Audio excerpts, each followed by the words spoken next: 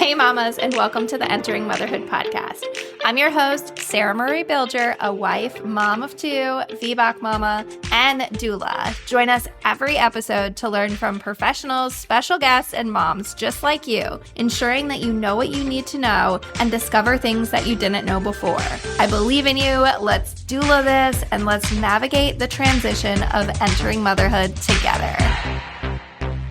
Hey mama, this is another episode of the Entering Motherhood podcast. This specifically is a doula talk episode, which if you don't know, we go live on Instagram every Tuesday around 10 o'clock Eastern Standard Time. And by we, I mean me and Katelyn, who is the co-creator of our signature Own Your Birth childbirth education course. Please go look at that if you are looking for a childbirth education course. It's our signature Own Your Birth self-led online comprehensive course, and it is just packed with all the information that you will need to be able to feel informed and empowered as you navigate this stage of pregnancy and leading into birth and even the postpartum period. So we are so excited about that course, and we have been chatting and having these doula talks to provide you with more information to really own your birth and have information that maybe you didn't know or refresh your memory on things like that. So I hope you enjoyed this episode. If you ever have any topics that you feel like you would want to add or hear, if you have any questions, then please reach out to us and let us know so that we can include it in these episodes and in these conversations that we are having for you to really feel informed and empowered. So let's get this episode started. Hello. Happy Tuesday. Welcome to another doula talk live here on Instagram. We're so excited to be here, and we're going to be talking about labor contraction patterns, what that can look like, what, different things are going on when you're getting close to labor, and what different patterns you can see. But if you have any questions, if you are preparing for birth and you're wondering about labor and, whether you're phrasing it as pressure waves or contractions or, things that are happening, we're going to be talking about what that can look like today. Katelyn, if you're seeing this, then come join live. I'll just kind of start talking a little bit about different things while we wait for you to join us. But yeah, we're kind of talking about, prodromal labor too, which can be sort of that, pre-labor feelings, Braxton Hicks, all kind of, I don't want to say necessarily false labor because I do believe it's all doing something in the process. And it looks like Katelyn is joining us. Hello. Hi.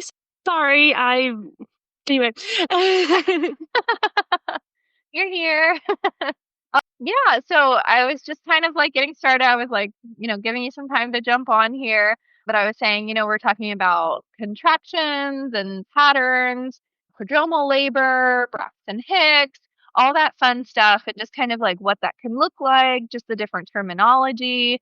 And then, really just leaving it up if anybody has any questions specific. Hopefully this can be very insightful and kind of give you a heads up of what to expect and maybe just some things to look out for.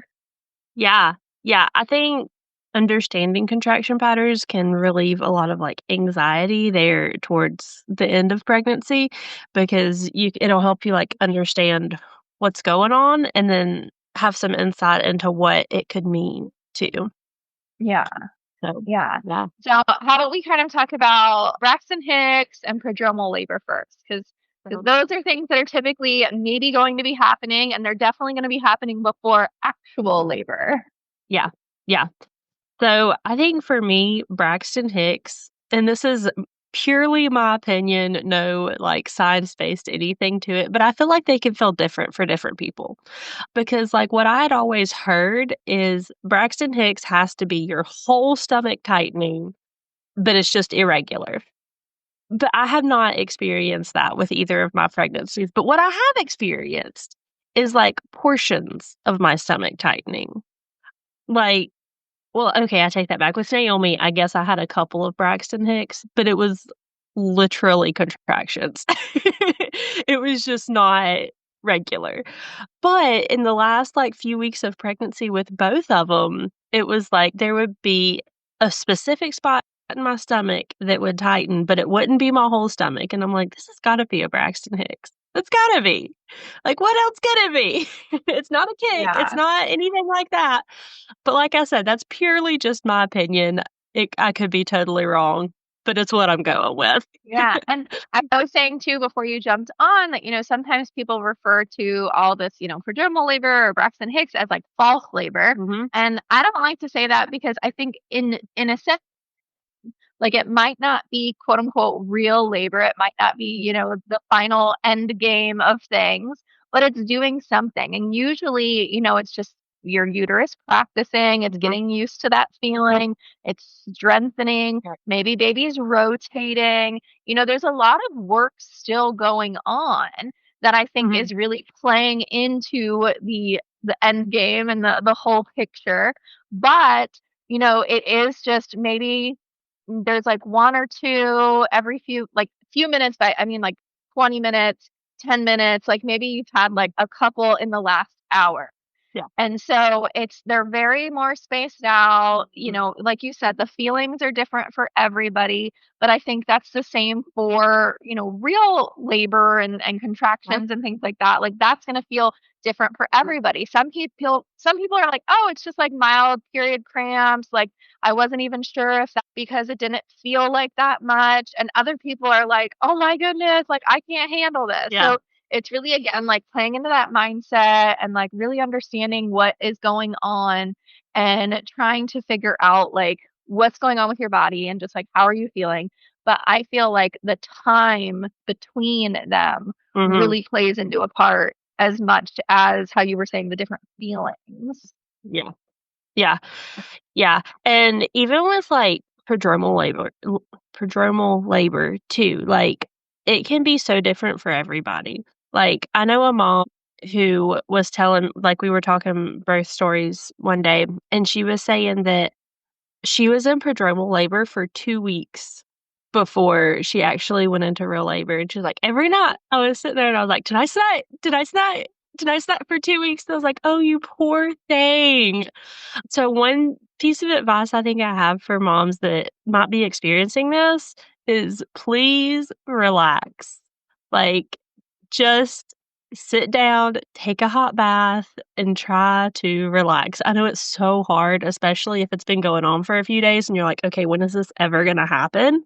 Yeah. But when you get into the thick of labor, you're gonna wish you had, so just please try your best to do whatever you can to turn your brain off and just relax. Yeah.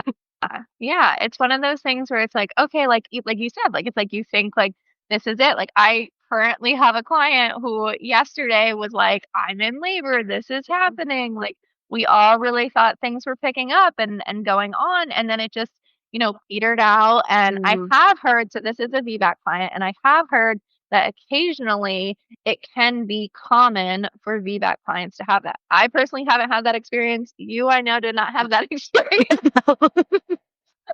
I haven't seen like very many of my clients, like maybe it's a longer labor, but Mhm. this occurrence of like, okay, they're very consistent. They're like 3, 4 minutes apart. The intensity is increasing. It's really seeming like this is the real thing. And then they just pan out. Yeah.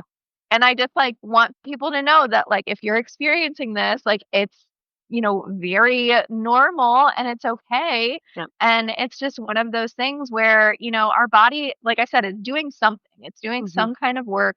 It's going through some sort of, process and it's doing Mhm. on its own. But like you said too, it's like, okay, we need to relax. Like if you want to, full on dive in, get going with labor, then like maybe you do need to click off parts of your brain. Maybe you do need to focus and say like, okay, like I'm ready. Like this is it. Like stop trying to like clean the house or like run errands or worry about what somebody else is doing. Like if you're open to it, and you want to feel all those things, Yeah. and you want it to like keep up and keep going. Like go on a walk, be very intentional.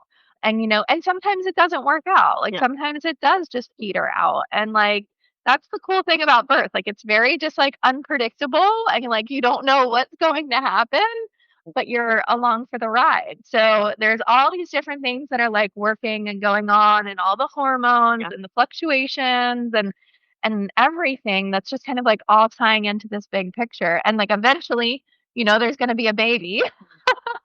Yeah, and another thing that I really wanna mention with prodromal labor, it is such a mind game. Like, it is so hard when you're sitting there and it's been a day or 2 and you're like, "Okay, is this ever gonna happen? What's going on?" But I really wanna encourage you, A, relax, take a nap, whatever you need to do there, but really try to get in a good headspace because it is such a mind game, and labor in and of itself is such a mind game. And that's why I'm such a big advocate for, like, putting in the work ahead of time to, like, know, "Okay, how do I get in this good headspace? What do I need to do? What works for me?" But also, like, in the thick of prodromal labor, it it's just like an extra level. And so being able to really tune out and just say, "All right, I'm not worried about what's going on. I'm not worried about anything around me or, when this baby's gonna come. My body knows what to do. My baby knows what to do. We're gonna work together to get this baby here safely and just let go." Yeah. And I feel like uh, obviously this is not for everybody, but I think sometimes prodromal labor can be tied back to anxiety or, past traumas or whatever it is. And your brain is not letting your body fully release. Like I said, it's not all the time. There's no 100% in birth, like, ever. Yeah. But I think sometimes that can be the issue. So if you can really just, like, do some deep reflections and saying, "Okay, what's going on? Am I scared of something? Am I anxious? Am I, just holding on to something that I need to let go of?" And then go from there. Yeah. I think that can And help I mean, too. like, you could also have, like, just talking about like timing and contractions. Like, I've had a client Mhm. and she was, 3 to 5 minutes apart for a very long time. Like, she was in labor for almost 40 hours with that same contraction pattern. Oh, And so it's really just kind of like trying to figure out, like, yeah, like what's going on? Are there any like mental blocks? mhm. Maybe this is just your body like working through things. And, Yep. you were just, I don't want to say like, favor. But like I think it all plays into like your journey and your experience Mhm. and just kind of like what's meant to happen Yeah. and occur. Yeah. And I think it's just, like you said, like just riding along and like really just processing and being like, this is my experience and this is what's happening. And like really not letting it get to you of like, man, this has been going on for a long time, or like, shouldn't I Yeah. be further along, if you're having cervical checks. Now, if you are like in active labor and like you're getting cervical checks and it just seems like, you're not progressing and you're not getting, where you thought you would be or where you feel like you should be. I always say too, like, it's not that crystal ball. It's not, like an end all be all. And sometimes I say, like, go based on how you feel more than like what we're seeing or what your provider is Mhm. interpreting or what the nurses are understanding, because sure, dilation is an indicator for some things. I have seen clients go from 4 centimeters to fully dilated in a matter of hours, like few hours. And so it's really understanding that like there can be a huge array of different things happening and occurring, and there are like those indicators. They say, like how I was saying, like if it's like 10-20 minutes apart, maybe this is just early labor, maybe this is prodromal labor. If it's only kind of like a couple of them in an hour and then it kind of fizzles out and you don't get more until the next day. But if you are like having those like steady 3-5 minute contractions or pressure waves or however you want to term them, then maybe that is leading up into actual labor. So, Yeah, and, like, kinda going off of the, timing of things, I've had clients actually, my very first client that I had as a doula, she went from 5 centimeters to baby in her arms in an hour and a half. And then I've had other clients who have been at 8 centimeters for 6 hours. Yeah. And it's like you were saying, cervical checks are not a crystal ball. And something, I think it was Dr. Stu said it at one point, but he's like, the Friedman's curve, which is the curve that they go off of for like how fast you should be for progressing in active labor, it's based on an average. So you have this curve and it's like based off an average. So half the moms are above it, half the moms are below it. And if you're not progressing on the curve, then and you're a mom below it, well, you're the same as half the other Right. moms, you know? So Yeah. don't let them like push you or pressure you. If you feel okay and you feel good where you're at, don't let anybody pressure you or tell you differently, you Right. know? Yeah, and there's Um, a difference of, like I just had a client recently and she was kind of like, I don't want to say teetering out, but like she was kind of getting to a point of staying, around the same dilation for, a duration of time. And so they, suggested Pitocin to really like intensify the contractions. And so, we went over risks and benefits and everything like that. And it was like, look, like that is going to intensify things. And, she was just exhausted. She was in labor for a long time. And she was like, if it's going to, increase the intensity so that I can see my baby sooner, then like I'm willing to really kind of add that into the mix and help along. And so like in that sense, like sometimes it is something and like it definitely, intensity and allow her to progress fully. But, there's just like a lot of different things going on. You have to be like aware of, what level are they doing the Pitocin? Like how much are they increasing it? And, and how if you're having fast. yeah, yeah. So it's always just like one of those things, like I always want, clients to be fully aware of what all of their options are, but like I want them to be in control of making those choices and making those decisions Yeah. and really understanding like what each of those are doing. So like you could, I mean, maybe she would have progressed like very similarly without it, but most likely it did kind of intensify things and help her get over that little last leg more quickly. So it's just like one of those things where it's like, but like baby could have reacted poorly to it. Like we went over. So it's really just kind of understanding like where you're at, like, your exhaustion level, how long you've been going at it, how you're feeling, the intensity of it, and yeah, all that mindset. Mhm. Yeah, for sure. And, I think that's a big thing with active labor too is, just staying in tune with your body and staying in that what am I trying to say? Like that headspace of just, you are your one job at that moment is to be in labor and to have your baby. You don't need to be worried about all this other stuff. You don't need to be focused on, the party that you're missing or, your work or anything like that. That's not important at that moment. And being in that good headspace of, it's time for my baby to be born. Today's the day, or, whatever it is that you're choosing to say to yourself at that point, just make it positive and encouraging because that's what's going to help you get those endorphins going and keep that oxytocin flowing and help bring your little one earthside. And active labor is also labor in general, whether it be Braxton Hicks, prodromal labor, active labor, whatever. It is so much a mind game. And if you can stay in control of your mind, it really does Mhm. help things along. You want to talk about coupling and what that But can mean? Coupling contractions? you can talk about Okay. it. So coupling contractions can be a little bit interesting. A lot of times you see them with a baby who's like posterior or who's sunny side up's what a lot of people call them. You can also see it with Pitocin a good bit. Pitocin tends to make longer, stronger contractions is kind of the key term with that, but it can also make them come closer together.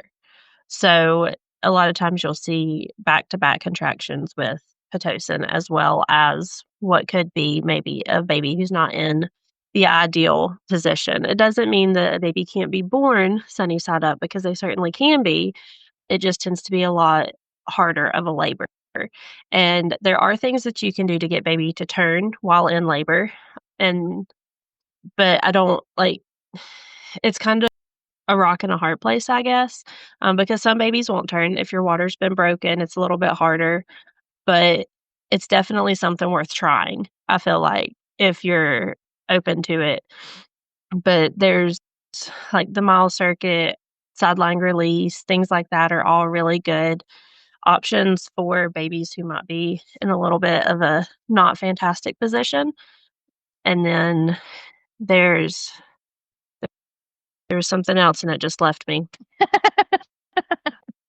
Yeah. Ah, I think just like different positioning and stuff, and it really is kind of like getting baby to rotate, because that can be why labor is kind of, being extended as well, because the baby's trying to rotate, they're trying to get into that ideal position, and that's part of it. Like every contraction is like slowly maybe trying to rotate them. And so it's really kind of just, pulling all this together, and understanding that, like, when they say, like, each wave is bringing you closer to your baby, or like each time, like, it's like bringing you closer and closer to your baby. It's because like every single contraction, every single time, it's really just doing a little bit of something. mhm. Yeah, yeah. Maximize, each of those contractions to the best of our ability. So like when you're going through it, that release, make sure you're not tensing your eyebrows, make sure you're relaxing your jaw, your shoulders, your whole body.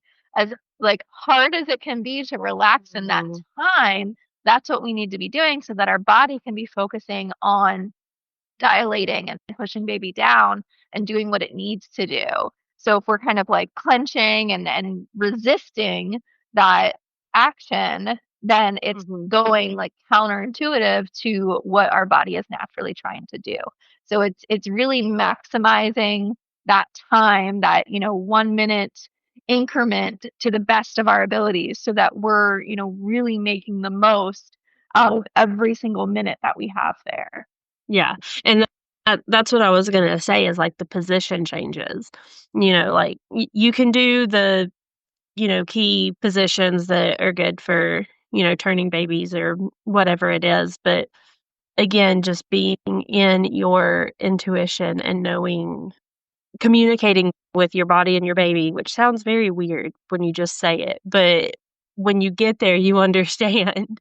But, like, just having that communication with your body and your baby and saying, "Okay, what do you need?" Because what works for one person may not work for you, and what works for you may not work for somebody else. So, just keep changing positions, don't stay in one position for hours on end. That's, like, the worst thing you can do in labor. But being able to move around and say, "Okay, I've been in this position for a while, let's try this other position. Oh, nope, this isn't it, let's try another one." You know, and just constantly having that movement going Yeah. on is huge. Yeah. Well, obviously, we can talk about contractions and labor all day. I think this has been the longest doula talk that we have had Oh, yet. yeah? So obviously this is a topic that, you and I could talk about all day.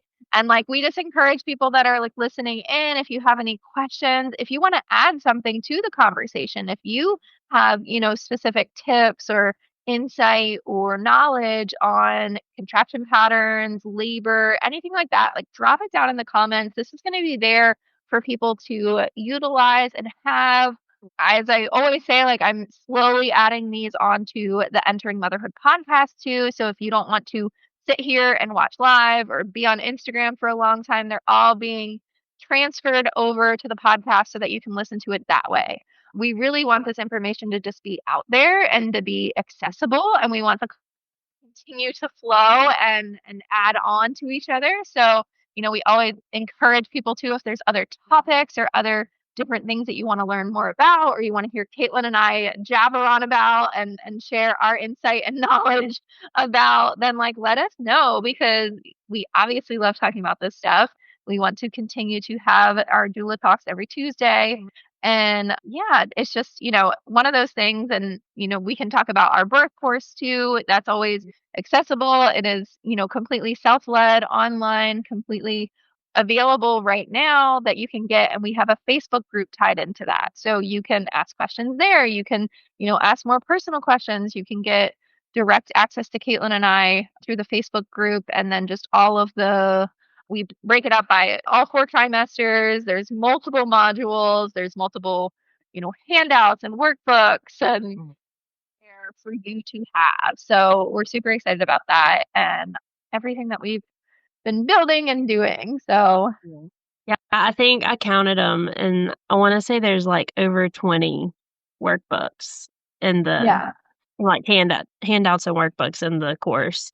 I don't remember the exact number, but I did count them up, and it's definitely well over 20. Yeah. So yeah, and I think we probably have like 30 lessons or so. So there's almost a workbook for every single lesson. Yeah. Because we have at least like 5 lessons for each big module each trimester, and then we have bonus lessons. So and there's every single trimester has a bonus lesson. Yeah. At least one. So yeah, some of them have 3. yeah. There's a lot in there. And I mean, like, there's always a possibility that we're adding different ones and we're adding different information, and we're, putting stuff in the Facebook group too. So you get access to it if you join. So, I mean, if this is your first baby and you take this first course, there's, most likely going to be different things added on if you have more babies. Yep. And we have that postpartum aspect in there too. So don't think that, oh, I'm already too far into my pregnancy. No. There's something for you. No, postpartum is huge. And I really like that we included that, because I think so many courses don't. Yeah. So, yeah. Very cool. Bye. All right. Well, thanks for being here and chatting. And like I said, just leave any questions or comments or any other insight or things that you want to add to the discussion in the comments. Yep. And we'll talk to y'all soon. Okay. Bye, guys. See ya. Thank you, mamas, so much for listening. Remember, you are a rock star. I believe in you. Let's doula this. Let's crank it up a notch and let's kick it into high gear together. Hit that subscribe button, share this episode with a friend, message me, email me, call me, beat me. You know how to reach me. We're doing this, mamas. I am so excited to catch you here next week. This is your one-stop go-to place for helping you find the resources you need to make the best choices for you and your family during pregnancy, birth, and most importantly, postpartum. See you later, mamas.